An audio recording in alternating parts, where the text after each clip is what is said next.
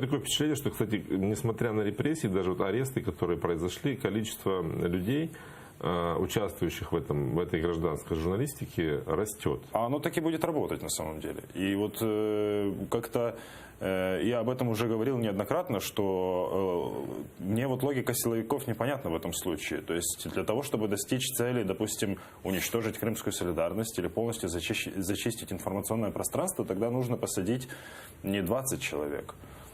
Там вот из 23, которые сидят, и 24-й судьба еще неизвестная, да, человек, не только Осман Арифметов и Ремзе Бекиров были гражданскими журналистами, там тот же Реза Изетов, который, допустим, гражданский защитник, да, по административным делам, он тоже держал в руках телефон в свое время и тоже делал стримы, и, ну, то есть как бы каждый из них причастен в какой-то степени к тому, что мы видим освещение тех обысков, арестов, которые происходят в Крыму.